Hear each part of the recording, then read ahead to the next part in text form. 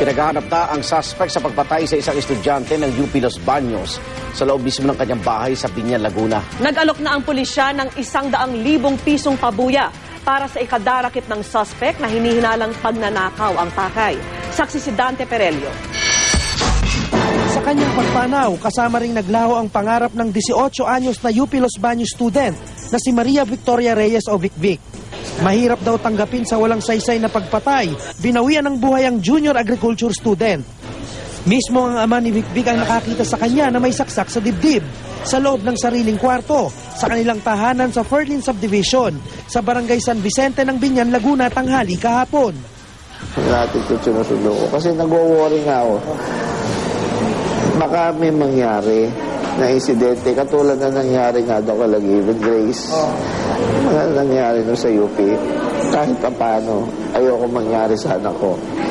Sinatsaga ako yung atensyon doon. Hindi ko akalain sa sarili kong pamamahay, sarili namin pamamahay. Doon mapapaslang ang anak namin. Naisugod pa si Vicvic sa University of Perpetual Help Hospital pero binawian din ng buhay makalipas ang ilang oras. Ayon sa kanyang pamilya, naiwan daw sa bahay ang nag-iisang anak na nooy naghahanda papasok sa eskwela. Kaya pala kahapon parang ayoko pumasok. Sana hindi na lang pumasok. Mga na-protectionan ko pa siya.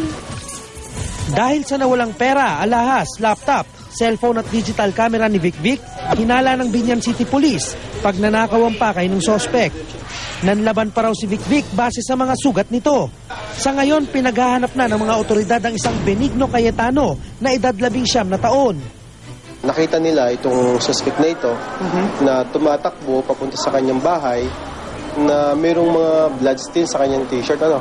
And then, pagpasok niya sa bahay mismo ng suspect, after a while, paglabas niya, iba na yung t-shirt niya, hindi naka-bullcap siya, at mayroon siyang pakbag, at nagmamadali rin siyang palabas papuntang National Highway.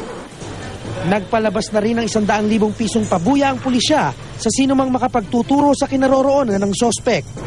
Ako si Dante Perelio, ang inyong saksi.